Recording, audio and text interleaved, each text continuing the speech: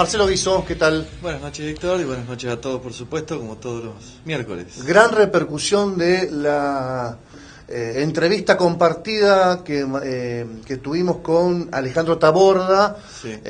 vicepresidente de la Unión Industrial de Santa Fe y integrante de la FISFE a nivel provincial, compartiendo con vos y bueno, enseñándome a mí en muchos casos el comportamiento de la industria en un modelo, en un contexto más que modelo dificilísimo como el actual.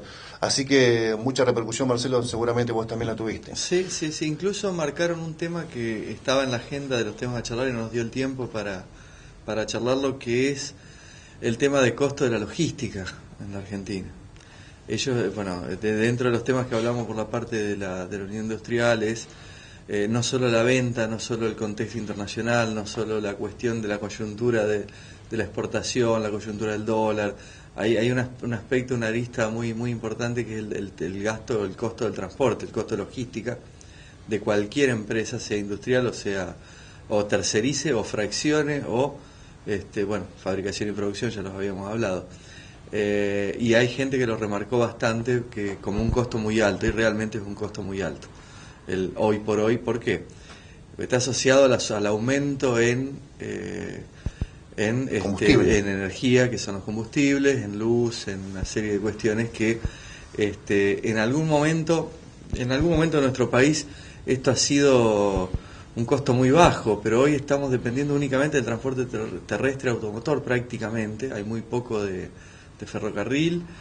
Y bueno, obviamente en transportes aéreos ya tenemos que estar hablando de distancias considerables o en determinados puntos llamados o denominados zonas francas que podemos acceder vía aérea únicamente, y ahí sí se abarataría un poco lo que es el transporte. No, desde que yo tengo memoria, hace muchos años, estamos hablando de unos 17, 18 años, se estaba hablando del corredor bioceánico que nunca se terminó de terminar, es decir, el corredor hídrico, ¿no? Por supuesto, no el corredor de ruta. Y la verdad que eso es un tema que a mi criterio, a la gente de la OIA, como hablábamos con Alejandro, y a muchas otras gente vinculada al comercio, porque no solamente es el fabricante quien tiene el problema de la logística, sino que muchas veces el comerciante que compra el producto terminado, digamos, es un problema que le cala hondo en los costos. ¿Por qué? Porque para viajar, yo doy un ejemplo, ¿no? Siempre trato de hacerlo lo más elemental posible. Los cálculos de costes de transporte van en base a los costos, el costo directo, que es el combustible, el sueldo de la persona que maneja, o en el caso del titular, la ganancia que tenga, el desgaste que tiene el transporte, y eso está limitado por la cantidad cúbica que puede transportar. Entonces, al hacer un costeo preliminar para un camión de 30.000 kilos, obviamente el costo es un poco más bajo que para una camioneta que lleva 500 o 400. Pero ¿cuál es el inconveniente? Hay que ver qué es lo que se transporta físicamente, pues no es solamente los kilos que pueda llegar a cargar, sino cúbicamente cómo se ubica volumétricamente dentro de ese lugar. A asignar 300 kilos, un viaje para transportar 300 kilos de mercadería, un viaje a una localidad como Rosario, que dista 250 kilómetros, pongámosle a una localidad intermedia, 150 kilómetros, estamos hablando de un costo de más o menos 3 o 4 pesos por kilo de mercadería, y es mucho. Eso es lo que quedó pendiente, que seguramente tiene un desarrollo mucho más extenso, sí. Marce, pero como planteábamos en el Zócalo recién, el dólar, me desvío un poquito. El dólar duerme una siesta por lo pronto y va a despertar. El dólar va a quedar amesetado. No, el dólar está hoy por hoy, si han seguido la evolución que ha tenido la moneda, ha tenido algunos cimbronazos de 13 centavos, 12 centavos, ha cerrado en algún momento aquí a 25.93, hoy está 25.40 para el minorista en Banco Nación. El dólar va a tener una movilidad, que es lo que decíamos con eso, y es lo que hablamos un poco la semana pasada y lo que hablamos a fin de año. ¿Qué es lo que pretende el Estado? Una flotación, a lo que se le llama una flotación sucia, que tanto el Estado mismo como los bancos particulares de alguna forma regulen la cotización del dólar y que haga más competitivo el sector de fabricación con vista a la exportación. ¿Por qué? Porque eso equipara la balanza de pagos, ya lo hemos hablado, por ejemplo. Sí. ¿Qué pasa? Hay que definir cuáles son los parámetros entre los que se va a mover el dólar, porque un dólar de 30 serviría perfectamente para la exportación, pero no serviría para el consumo interno. Trasladaríamos un gran margen de inflación de ese aumento de competitividad. Por ejemplo. Efectivamente. ¿Qué pasa? El pan no es el problema del pan o la mano de obra del pan o la luz del pan, más allá de las tarifas, el precio de las tarifas de luz. El precio del pan está anclado al precio de la harina está anclada al precio internacional del trigo. Entonces, si automáticamente aumenta el dólar, el valor del dólar, en el caso de un commodity que tiene una cotización en dólares, obviamente que va a aumentar el producto que derivado de esto. No es lo mismo que la leche. La leche tiene un precio en pesos, para dar un ejemplo en alimentos básicos, el cereal y la leche. La leche tiene un precio, un valor en pesos. Podemos discutir, y esto yo creo que ya lo he aclarado infinidad de veces, que el precio está quedado, que influye en las situaciones de empresas como Sancor, donde no ha habido tal vez no se han tomado todas las medidas necesarias para mejorar en los puntos que había que mejorar, donde existe alguna participación externa de Sancor, como lo habíamos hablado en algún momento, parte de sus empleados tomando fábricas, el sindicato no cediendo una parte de la deuda o cediéndola en otro lado, el gobierno prometiendo por un lado sanear una empresa o una deuda y no saneándola, y Sancor es representativo y pone el precio a la leche. Entonces la leche pero sigue siendo un precio nacional, precio en pesos. Ahora, ¿cuál es el problema de la leche si uno dice tengo el precio en pesos? ¿Qué le doy de comer al animal? Sigo dándole de comer cereal que tiene precio en dólares. Si nosotros nos remitimos a mucha de la producción, el otro día damos un ejemplo de lo que es el plástico, así estemos produciendo algo que no tenga ninguna relación con el dólar, lo vamos a envasar en una bolsa plástica que sí tiene relación con el dólar. ¿Sí? Así hagamos por ejemplo, la fábrica nuestra se preocupe de fabricar algo de metalmecánica, que tampoco debería tener ningún tipo. El acero inoxidable depende del valor internacional del acero inoxidable, pero no se produce en el país, hay que exportarlo, entonces depende del valor del dólar. Obviamente que si tenemos un dólar de 30, la exportación va a aumentar, ¿sí?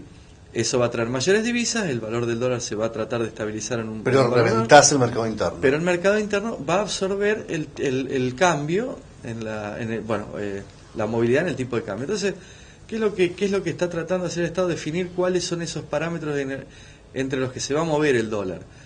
Yo dije, creo que el último programa o el programa anterior, que creía que tenía que haber un parámetro que el Estado lo estaba pensando cuando votó la ley de presupuesto allá en septiembre, y esto lo dijimos el año pasado. Estaban pensando una movilidad del dólar entre los 17 que ya avisoraban para fin de año, que no lo decían pero avisoraban, 18 y 20 para los primeros tiempos, y para esta altura entre un 22 y 24. Bueno, ahora se le fue entre 24 y 26, y no se le fue un día para el otro porque no hubo gradualismo, no se le fue con el gradualismo, sino que de un día para el otro. Entonces, ¿cuál es el problema? Ese impacto de un día para el otro, porque hace que repercuta en el resto de la economía, todo aumente de un día para el otro, y lamentablemente todo lleve a seguir aumentando, porque uno no sabe, con esa desconfianza del no saber cuáles son los parámetros, nadie lo salió a hablar tampoco al tema. Y yo creo que esto sería, por parte del gobierno, sincerarse un poco y decirte, el ministro de Economía, puntualmente, decir, bueno, señores, las reglas de juego van a ser estas. Vamos a tratar de trabajar en una flotación sucia, no nos vamos a aferrar a la vieja idea del liberalismo puro, donde permitamos que el dólar flote libremente a los valores que el mercado corresponda, o el mercado demande. Ahora bien, va a haber un nivel. Entonces, yo creo que eso genera confianza y genera tranquilidad. Durante 10 años con una ley que no es más que una manifestación de voluntad de legisladores, que son nuestros representantes, una manifestación de voluntad de todos nosotros, votada, aprobada y sancionada por el Congreso, se estableció que el valor del dólar era de un peso, $1. Y se mantuvo por esa ley durante 10 años. Costó muy poco salir de la convertibilidad, es decir, votar una ley que anule el efecto de la anterior. Costó muy poquito salir de esa convertibilidad. Pero mientras existió esa convertibilidad, psicológicamente la gente se acostumbró a ese número.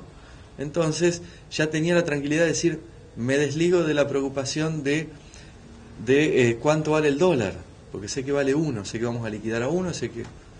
Está bien, hoy no se podría aplicar. ¿Por qué? Porque la sociedad ha cambiado y hay cierta evolución en algunos parámetros y algo de esto con la manipulación de las exportaciones, la manipulación de los permisos, todas las trabas que hubo durante un determinado lapso de tiempo de el año de antes de los gobiernos anteriores, de los últimos tiempos de gobierno de la doctora Fernández de Kirchner, se ensayó algo de esto y no dio resultado. ¿Qué quiere decir? Que no va a dar resultado hoy tampoco. Pero nosotros conociendo las reglas de juego, que es como te decía la semana pasada, el presidente sale, hace un anuncio de 3 minutos, explica que va a venir dinero del extranjero para cubrir las diferencias y poder bajar el dólar, y automáticamente baja 70 centavos. Entonces la gente quiere una tranquilidad. Vos, si yo te preguntaría, ¿qué haces? ¿Ponés el dinero los dólares que tengas, los ponés en un plazo fijo? Que conocés que históricamente la Argentina ha tenido varios problemas a lo largo de su historia, reteniéndole a las personas esos valores en dólares, o guardarías el dólar en billete como para tener un ahorro en una moneda fuerte. ¿Qué es lo que harías? Va a decir, y yo lo tengo que pensar. De hecho, se lo preguntaron a uno de los ministros, el ministro de Energía puntualmente, sí, y él dijo que no tenía confianza. Insólito. Sí, es insólito que nadie... Un adelanto, Marce, porque nos quedamos sin tiempo. Sí. Si te parece, lo desarrollamos la próxima semana en profundidad. ¿A dónde las empresas, las pymes, a la hora de querer financiarse, solamente tienen la opción financiera que ofrece el banco o hay alternativas? No, hay alternativas. A ver, hay una ley... Te lo pido en 2 minutos y lo desarrollamos la próxima semana. Entidades financieras. Yo creo que, y esto es una apreciación personal de Marcelo Viso, no es del todo la verdad sobre el asunto. Creo que nosotros tenemos enquistado un problema muy grande acerca del régimen de información de las personas. Y este problema muy grande tiene nombre y apellido de una empresa que no voy a decir cuál es, pero que es la proveedora de todos los informes acerca de la situación crediticia de todos. Y no estoy hablando del Banco Central, estoy hablando de una empresa privada. Esta empresa privada es la que provee a los bancos y que genera problemas, y te lo digo porque lo he visto con clientes, cuando existe, por ejemplo, una factura impaga que uno por X motivo se olvida y pasó y quedó, de un teléfono de 140 pesos de hace un año, donde no hay reclamo judicial, no hay reclamo de ningún tipo que está registrada. Esa registración, para que hay que accionar legalmente contra esta empresa para que la quiten, si no la dejan alrededor de 5 años, lo cual empaña la calificación crediticia. Entonces uno va a pedir un crédito $1.000.000 al banco y aparecen este tipo de cosas donde no se puede trabajar. ¿A qué se ha volcado el mercado? A trabajar con entidades financieras de gama media. ¿A qué le llamamos de gama media? Aquellas donde se prioriza el conocimiento de la persona. Uno va al banco y no sabe quién es el gerente porque lo cambian cada 2 años. No es como en la época donde nosotros éramos niños y el gerente vivía toda su vida en el mismo banco. Hoy no. Hoy los gerentes cada 2 años cambian de sucursal. Entonces no terminan de conocer a quiénes son sus propios clientes. ¿Qué es lo que pasa con esas otras instituciones? Pero ¿quién te da esa... ¿Quién mantiene esa relación personal y quién a partir de esa relación personal o quiénes te facilitan un crédito? Las mutuales, por ejemplo. Mutuales, las entidades financieras, eso es lo que te decía, las mutuales financieras de gama media, que no sean un banco, pero tampoco sea una financiera crediticia recién constituida o una financiera en sí. Que tampoco está mal, las financieras hacen su negocio, las tasas de interés son altas. Sí, pero las mutuales tienen otro propósito. Las mutuales, la mutual como entidad financiera no existe por sí misma, tiene que estar asociada a un bien social. No, un bien social. O sea, la mutual se crea en base a una asociación civil que tiene otro tipo de fin. Por eso todas las mutuales están asociadas a distintas instituciones, son de clubes, de sindicatos o de cualquier otra asociación que cumple un rol social. Sí. No puede existir en sí misma, una mutual financiera no existe por sí misma. O sea, nadie puede inscribir una mutual financiera solamente financiera. Tiene que tener el requisito del fin social. Ahora bien, hoy están cubriendo un gran blanco, esto estamos hablando de una cuestión real y puntual, que en algunos casos los bancos no lo están cumpliendo, y los bancos en muchos casos son los beneficiarios de una serie de medidas, ejemplo, el pago de sueldos por cuenta bancaria, el pago de todos los impuestos hoy por hoy vía volante electrónico de pago para los impuestos nacionales, se viene lo mismo para los impuestos y servicios provinciales. Entonces, son con clientes cautivos a los cuales solamente les dan si tienen para...